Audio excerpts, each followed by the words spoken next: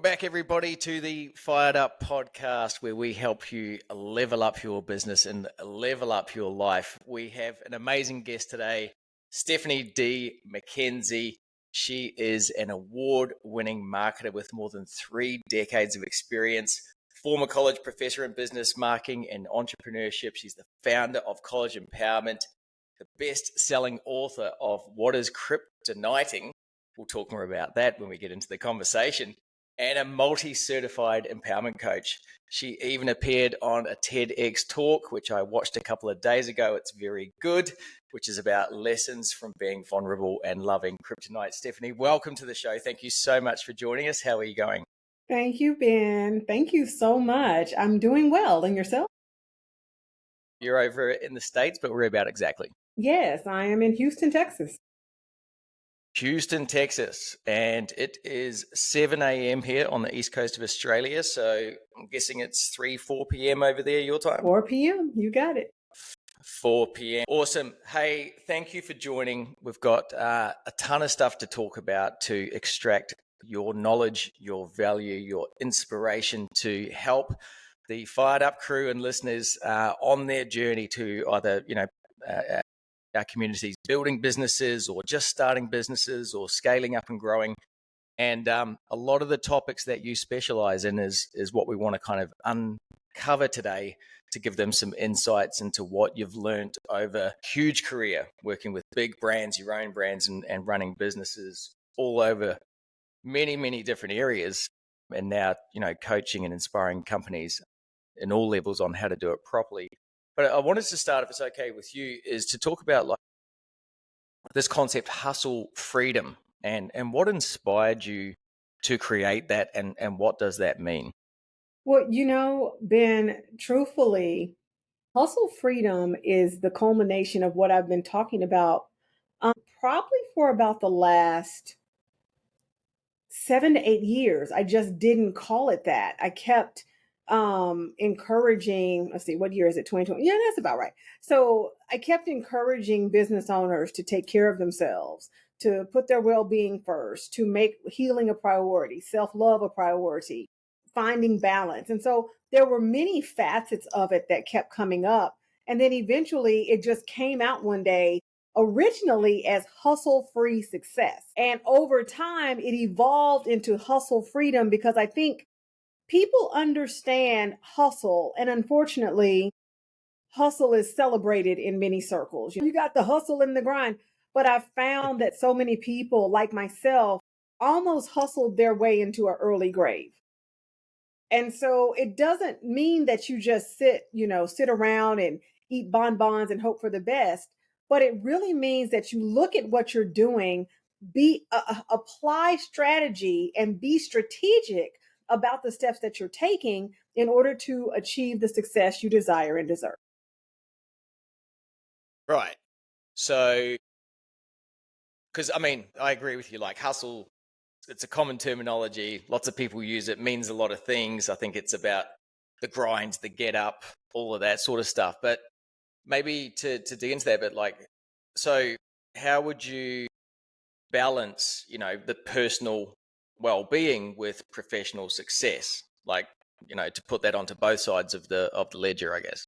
Absolutely. Again, it goes back to strategy and saying to myself, okay, checking in with yourself. If you know, like you said earlier, you had kind of a restless night, it was kind of long. Okay, what we're not going to do is keep taxing ourselves throughout the day. It might be important for you to get a few things done, and then you may have to take a nap, and that's okay. It's fine. Or you may need to just rest, or you may need to just go for a walk. Finding the balance and stop making ourselves push through the time. Yes, there are moments when we kind of have to push through. You might be under a deadline or things might be happening and you can't help it. But on a daily basis, if we don't take the time to prioritize our own wellness, mentally, we're bankrupt. Emotionally, we're bankrupt. And so how exactly are we supposed to create these amazing ideas and carry out these tasks and activities when we have not the physical, emotional, or mental capability to do so? Yeah. And look, it's a constant challenge, right? And a constant of shuffle, of rebalancing. And I think Yes. that self-awareness piece is the big part to go. Who was I watching yesterday? Dan Martell. And, kind of designing the day, not just around the time blocks and everything else, but around Yes. your energy. So putting Yes. things into energy. If you're naturally a morning person, then you need to do the hard things and the deep work in the morning. If you're not a nighttime person, early to bed, early to rise, then putting things into that rhythm of Yes. energy to ensure that you get the best out of it in every way possible. Yeah, cool. Absolutely. Totally agree. Let's jump across the brand stuff, because this is, after knowing more about you, learning about you, watching you, following you, brand.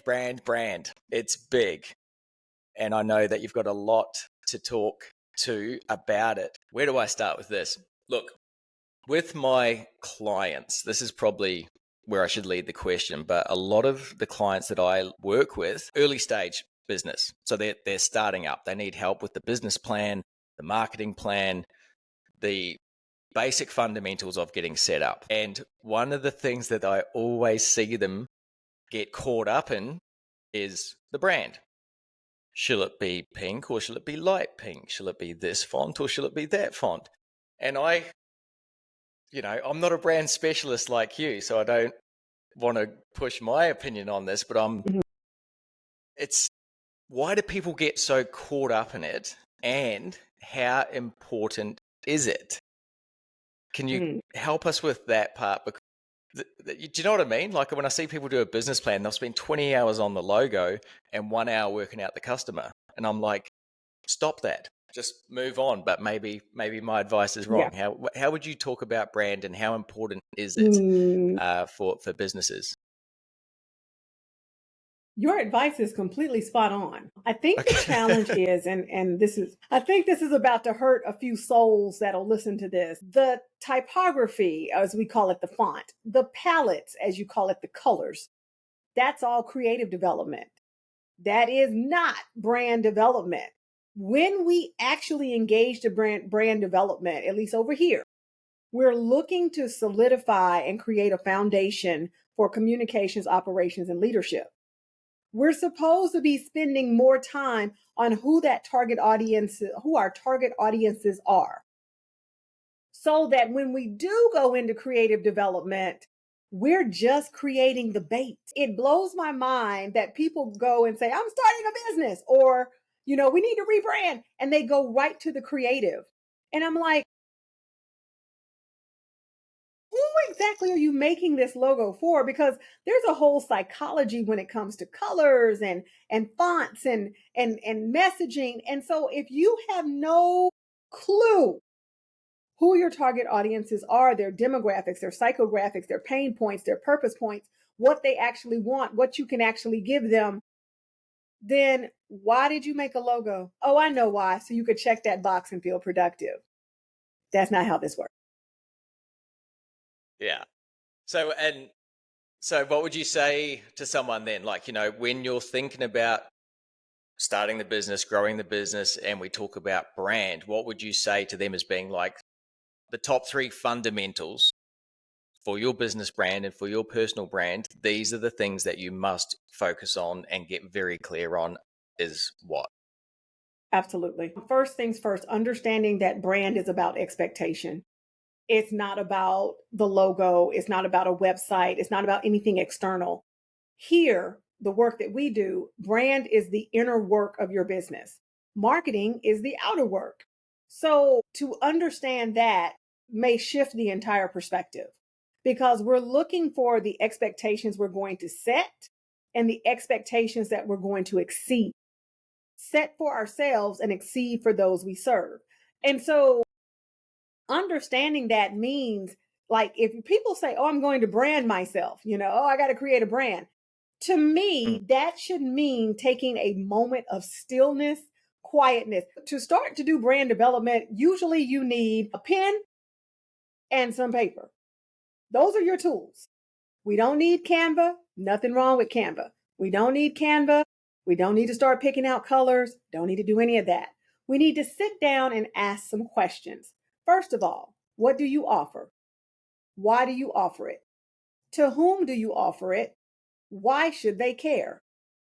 And continue running that program until you develop a primary, secondary, and sometimes tertiary audiences, but also until you understand what you offer the marketplace beyond generic terminology. Case in point, I just finished a 6-week boot camp for coaches, brand boot camp for coaches. And all of them are like, how do we get clients? Okay. They're new coaches, many of them. And my response is always, we don't try to get clients until we know what we're going to give clients. And we don't know what we're going to give clients until we know exactly what we've got. Many business owners, even those that have been around forever, have no clue. You know, some of them got lucky. They built it and people came. But understanding what you're offering, are you serving high achieving corporate women, high achieving single moms who desire less stress or less mess at home? You know, like, get into that positioning statement, because that's going to open up everything. That's going to tell you whom we're talking to. That's going to tell you what the graphics should look like. That's going to tell you what the verbiage should look like, the typography. It's going to tell you all of that. And most people don't want to do it because it's way more fun to go make logos and websites. Way more fun. Yeah. So, and you touched on it there, like, I don't know if it's the same terminology over in the States, but like, you know, the customer persona or the customer avatar, like, be very clear on who you are targeting, who you want to talk to, whose problem you're solving, how and why. What are your thoughts on that? Like, how important is it to get into that level of super niche, or is it okay to be more broad, or does it depend on the product or service?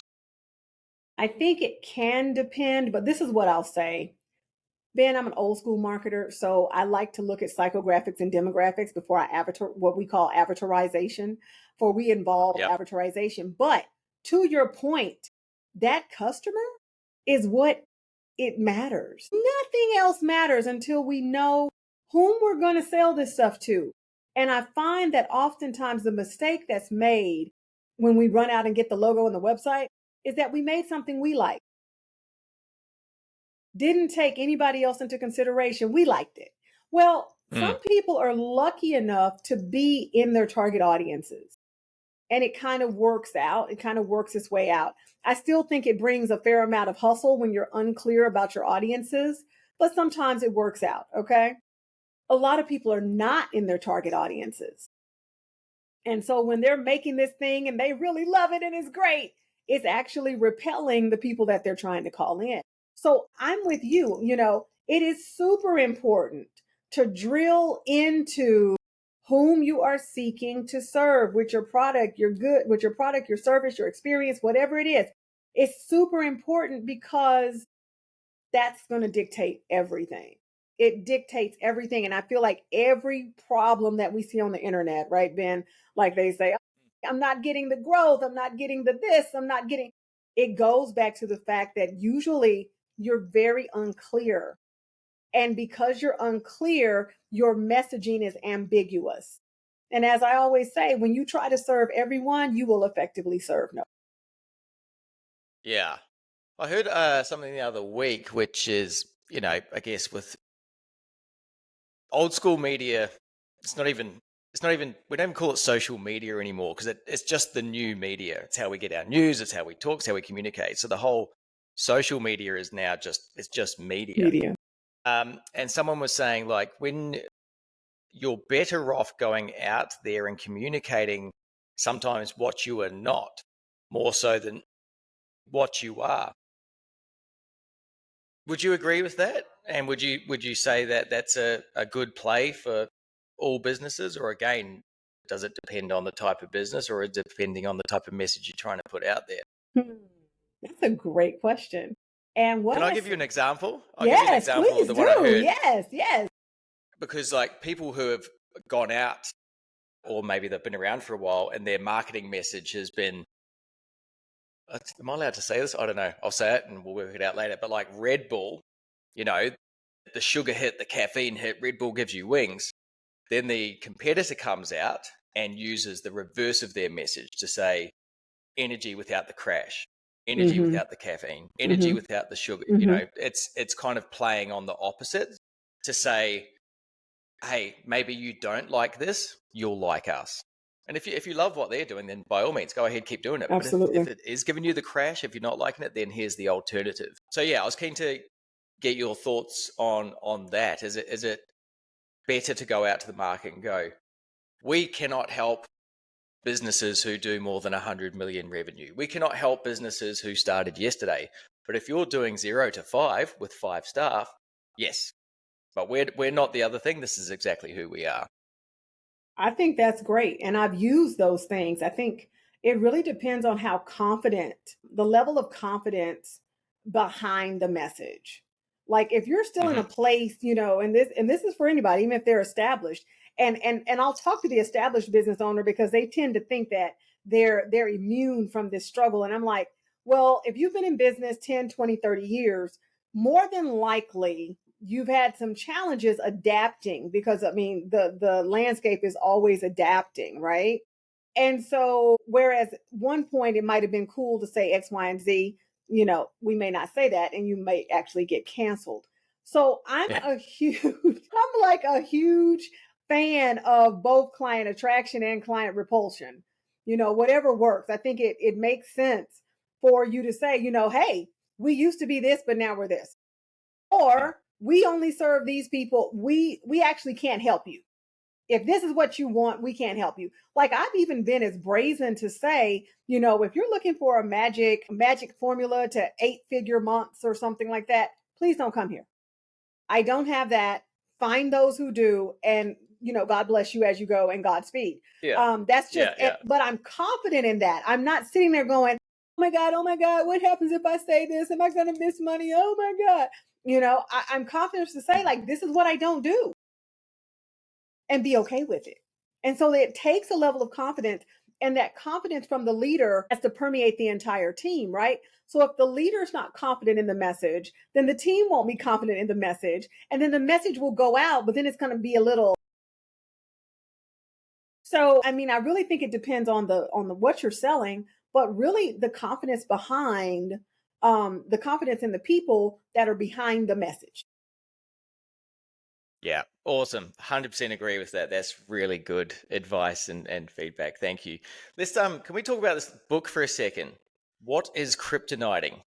I think the title is the question. Fantastic. Like, what is kryptoniting? Tell us why you wrote this, what it's about, and what people could take from it if they choose to read this. Absolutely. Well, kryptoniting is a word I made up. First of all, to make up words. I love proprietary terminology and methodologies. I'm a weirdo like that. But I wrote the book inspired by my TEDx that talked about vulnerability and using our kryptonite basically as a superpower and learning to love it. Because oftentimes we, especially those who identify with high achieving or high performing or high something, we vilify being vulnerable. We vilify opening up because oftentimes, our history has been it was weaponized against us. But when we began to understand that there's a process to being vulnerable, we can't be vulnerable with everyone, right? And being vulnerable doesn't mean that I'm literally like dissolving into a puddle of tears. It may just mean that I'm sharing with Ben my challenges as a business owner. But before I get to that point, as opposed to saying, hey, Ben, you got a pulse, listen to my vulnerability, I sit back and I say, let me see, let me put something out there. Let me see how he responds to it. Let me see if I'm in a safe space versus assume that I'm in a safe space.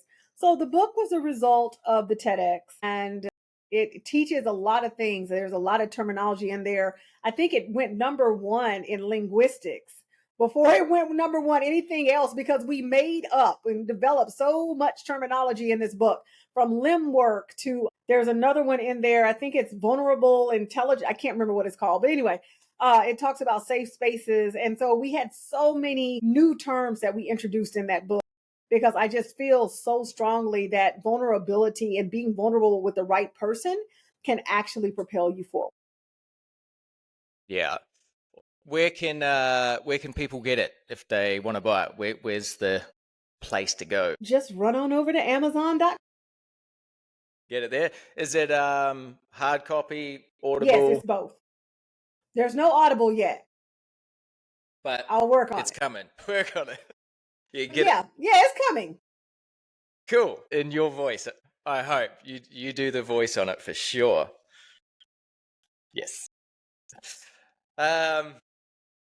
You touched on a point there, and look, I'm a big fan of this, and I've seen in companies that I have worked for, you know, there's posters on the wall, there's branding out there in the marketplace saying this is who we are, this is what we do. But once you're actually inside the walls, it doesn't feel like that. The culture is not representative of what's coming out the front. And for me, it's that authenticity, right? Which is about being comfortable and okay and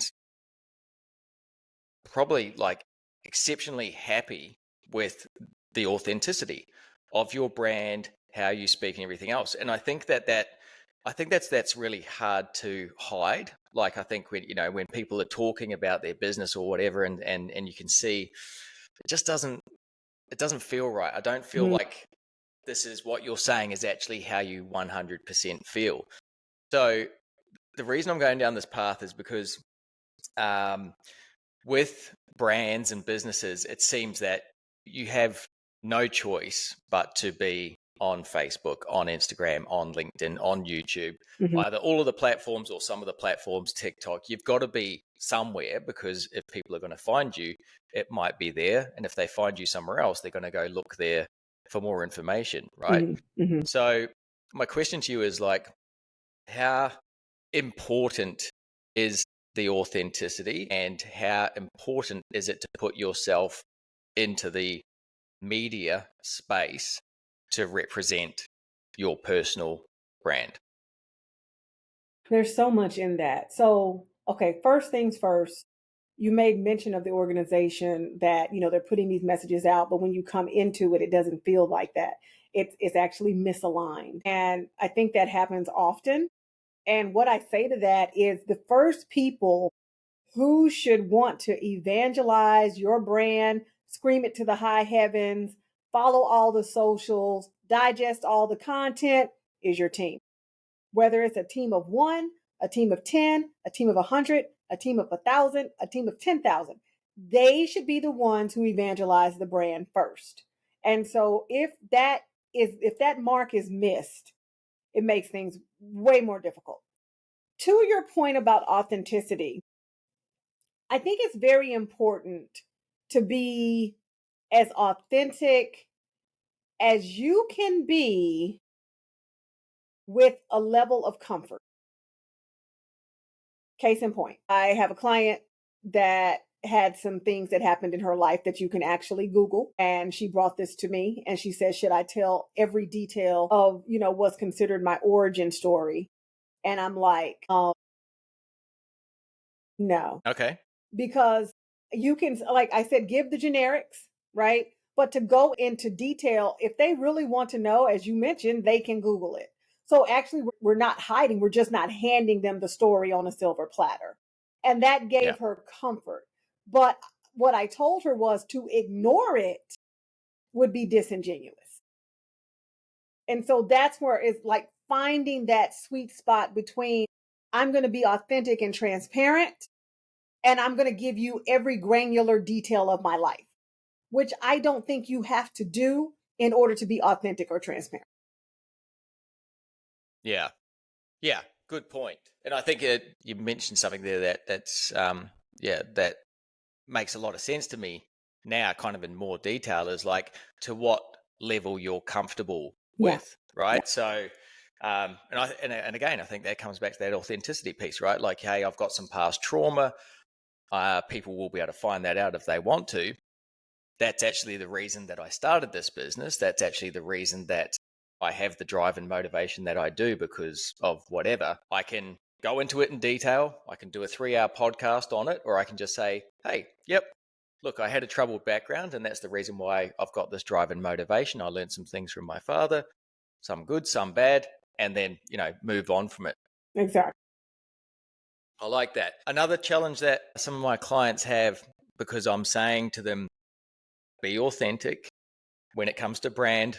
Don't worry so much about the colors and stuff. Yes, Right. choose a color, but don't get stuck on it. Yes. This is not, it's not who you are. But when it comes to the brand, I'm saying to them, what problem are you solving and for who? And now go tell people.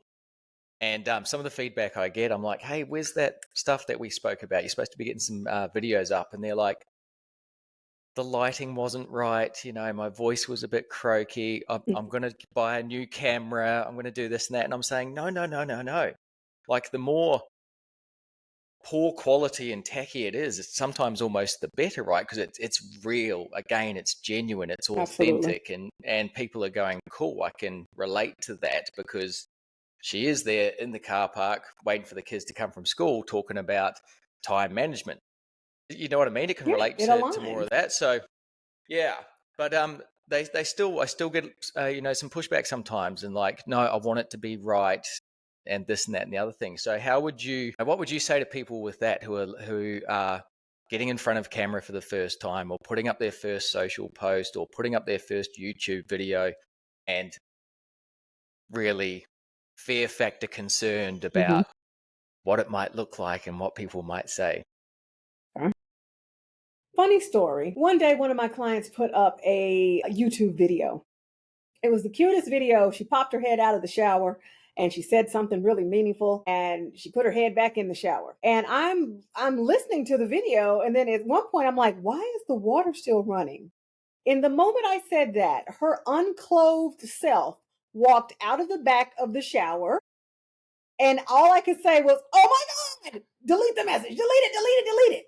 I say all that to say, she said, oh my God, I meant to cut it off. Okay. But she put it up. She was literally naked before the masses, but she put it up. We did take it down though, she laughed at herself. She didn't go into deep lament and, oh, I can't believe I'm so stupid. None of that. And so what I often tell clients is, in the midst of it all, do something so we know something. If you don't do anything, we won't know anything. So just put it up. Now, make sure you cut off the end if by chance you're unclothed at the end of the video. But put it up. Let's get the feedback. Maybe you won't like it. Maybe somebody will love it. Do something so we know something. Yeah. Yeah. Love it. And I think, like, what I say, that some people are waiting for confidence to take action, but you actually need to take action to get confidence. Yeah. Your first social post will be shit. Your first podcast will be shit, But the thing is, as you do things, like anything, you will improve, you will get better, and you will get confidence in the process. What was that quote I saw the other day? Oh, yeah.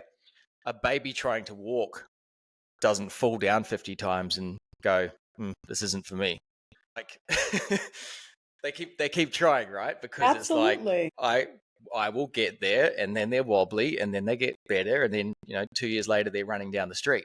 And we cheer them on in the process. We don't say, oh, this kid is crap, send it back. Like, no, we cheer them on in the process. But for adults, we're like, nah, I did it once and I fell and it was gross and I hate it. And I'm like, come on, do it again. Yeah.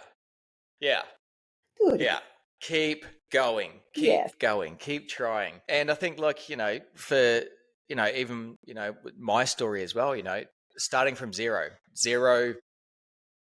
episodes on the podcast, 0 followers on Instagram, 0 on YouTube. Like, everyone starts something somewhere at 0. If you look back on your career, your history, it was always 0. Yes. So I think, I try and drive down the narrative of, like, focus on the activity. Just focus on the doing. Just do 1 post a week. Don't focus on the lights, the quality, the content. Just do 1 post a week, whatever. Just do 1 episode. Just talk to 1 new person. Just do 1 webinar. Just do 10 emails. Just do, just focus on the activity and stop thinking about the result, because the activity breeds activity. And you'll find that after you do that consistently over a Yes. period of time, all of a sudden, hey, I'm starting to get some results. I'm starting to get some views. And you're like, yeah, funny that. Isn't that because you did the activity and now we're getting some confidence because we took some action? Do you know what I mean? So It kind of all goes together. kind of all goes together. Hey, I know I want to just finish off with you and get a good understanding or get your insights. What was it? 3 decades in business? Am I saying that correctly? Maybe a little more. A little more? Okay. What have you learned over the 3 decades? And I know that that's a huge question, and we can probably need to read the book and do some other things and go watch you on socials to really unpack that. But if you were to kind of say, like, look, here's the 3 fundamental things I've learned over these 3 decades, is what? What is the parting insights from you? That in order to truly honor myself and to truly be quote unquote successful, I had to and I must disconnect my sense of self and my sense of self worth from external achievement.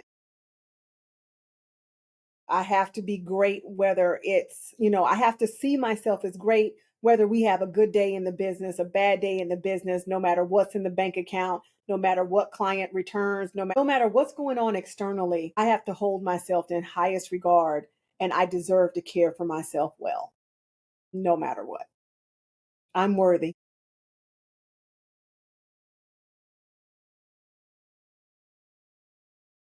How do you do that? It has to be deliberate. For me, it really meant having conversations with myself that said, you know what, this doesn't matter. This doesn't define you. It does matter, right? Because we want to be profitable and sustainable, and we want, to buy things and pay bills and do that, all that adulting. But really having conversations with myself that when things were not going the way that I wanted them to, that I didn't turn on myself and say, "Oh, you're so stupid. Oh, why are you? Oh, you're such a failure. Oh, you're such a this." Just to say, you know what? That's okay. We're going to look at the strategy. We're going to look at the strategy. We're going to figure that out. So the more strategic I became in my approach, the less I tethered my success to my sense of self. So I think the answer that you're looking for is that I had to just stop throwing things out there. I had to really sit down and put strategies together. And I really had to start looking at data and start looking at those things as the metrics for why things didn't happen. It has very little to do with me. I could be the smartest person in the world and still make a mistake in business. But Yeah. regardless, I'm still worthy caring for myself. I'm still worthy of taking a break. Because, sometimes people get into this thing where they need to earn rest. And I'm like, no, we don't earn it, right? I'm worthy of caring for myself. I'm worthy of seeing myself clearly and holding myself in high regard. And it just took daily, when I was pulling away from that mindset, having conversations with myself. It did take some therapy. It did take some other coaches. It did take some somatic modalities and healing modalities. It took a team to get us here, but we got here. Love it. Stephanie, awesome conversation. Thank you so much for your time today. If people want to find and follow you, what's the best way to do that? Can you give us the links or the tags on how to check you out? Absolutely. Well, I am Stephanie D McKenzie everywhere. And if you want to see what I've got going on, please feel free to check out stephaniedmckenzie.com or run over to thestephstore.com and you can start shopping with me and doing all the things. So that's how you find me. Perfect. Love it. And she has, for anybody in the Fired Up group and community, she has recently joined the Fired Up Facebook group. I'm sure she will be happy to answer any questions, or Absolutely. if anyone wants to reach out, please feel free to do it on that platform. Do check out her book. Do check out her TED Talk and her website and socials.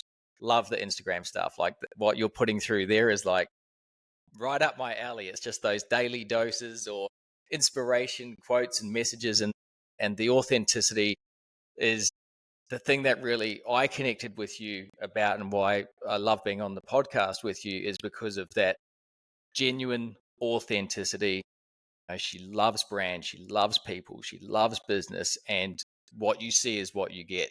And I think that that's truly amazing and inspiring. So thank you Thank you. so much for being on the show.